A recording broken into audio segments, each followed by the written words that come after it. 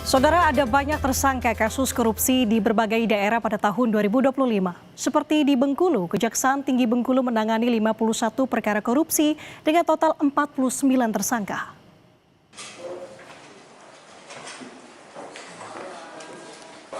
Sepanjang 2025, Kejaksaan Tinggi Bengkulu menuntaskan 51 perkara korupsi dengan menetapkan 49 tersangka.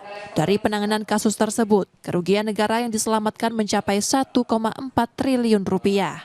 Sejumlah perkara menonjol diungkap diantaranya korupsi pertambangan batubara yang menyebabkan kerugian negara hingga 1,8 triliun rupiah. Selain itu, kasus pendapatan asli daerah di pusat perbelanjaan, serta korupsi perjalanan dinas sekretariat DPRD Provinsi Bengkulu juga diselesaikan. Lagi nanti yang menyangkut masalah bank raya, itu juga kita di situ tidak menyita uang tunai dalam jumlah yang tinggi, tapi aset, Pak.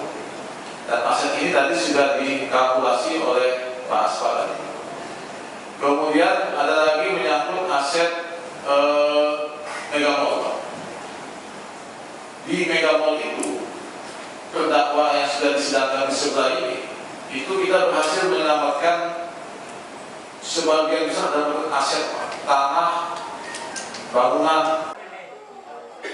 Nilai kerugian negara yang diamankan berasal dari hasil sitaan berupa uang tunai dan aset milik para tersangka.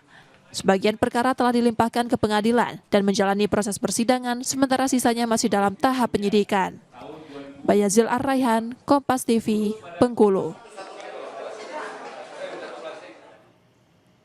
Sudah bergabung di Jurnal Nusantara pagi ini, ada Kepala Kejaksaan Tinggi Bengkulu, Victor Antonius Saragih. Selamat pagi, Pak Victor. Selamat pagi, Mbak.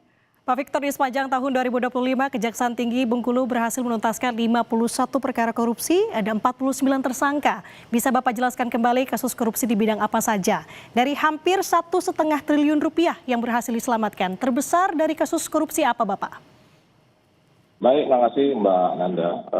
Kami Kejaksaan Tinggi Bengkulu selama tahun 2025 yang menyelesaikan 51 perkara tindak pidana korupsi, dan kami saat ini dalam posisi sedang menyidangkan 50 perkara tersebut dengan 49 terdakwa, Pak.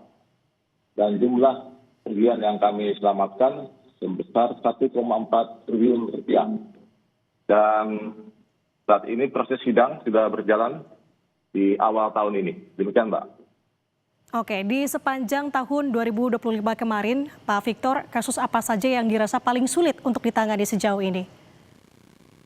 Kasus yang paling sulit dan menarik perhatian terutama di bidang tindak pidana korupsi menyangkut batubara yang saat ini sedang berjalan sidangnya dengan 12 terdakwanya, dan nilai kerugiannya juga sangat signifikan menjadi 1,6 triliun. Itu ada 2 sepitan kami, yang satu sudah lebih dulu maju, yaitu atas nama terdakwa BH dan kawan-kawan, dan nilai kerugiannya itu mencapai lebih kurang 500 miliar rupiah. Demikian, Mbak. Oke, Pak Victor, kalau kita berbicara untuk di tahun 2026 ini, apa yang menjadi target besar dari Kejati Bengkulu untuk bisa menuntaskan misi-misi di tahun 2026, Pak Victor? Baik, kami akan menangani beberapa kasus yang terutama yang menyangkut tindak pidana korupsi di bidang energi, Pak. Nah, ini kita sedang coba dalami dan kami sedang melakukan penyelidikan. Di awal tahun ini kami sudah dapat menaikkan ke tahap penyidikan nanti, Pak. Demikian, Pak. Oke, apa pengusutan kasus energi ini juga menjadi hal yang dinilai paling sulit nanti akan dilakukan di tahun ini, Pak Victor? Ya, kami tentu akan dalami dulu dan sesuai dengan petunjuk pimpinan kami bahwa penanganan tindak pidana korupsi tersebut itu harus menyangkut kepentingan hajat hidup orang banyak. Makanya kami masuk dalam segmen-segmen seperti itu, Pak. Demikian. Oke, mungkin ada kasus yang sudah ditangani memang kita tahu di awal tahun 2026 ini baru beberapa hari begitu, Pak. Tapi apakah sudah ada concern di bulan pertama ini terkait dengan kasus apa yang tengah ditangani? Ya, bagaimana tadi saya sebutkan bahwa kami masuk dalam penanganan tindak pidana korupsi di bidang energi yang dilakukan oleh sebuah lembaga BUMN. Kami akan melakukan pendalaman lagi, dan ini menyangkut kepentingan hajat hidup orang banyak juga. Demikian, Pak. Oke.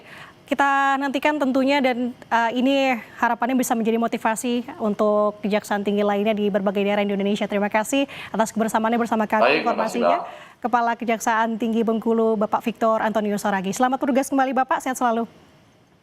Terima kasih. Saudara, kita ke informasi lain.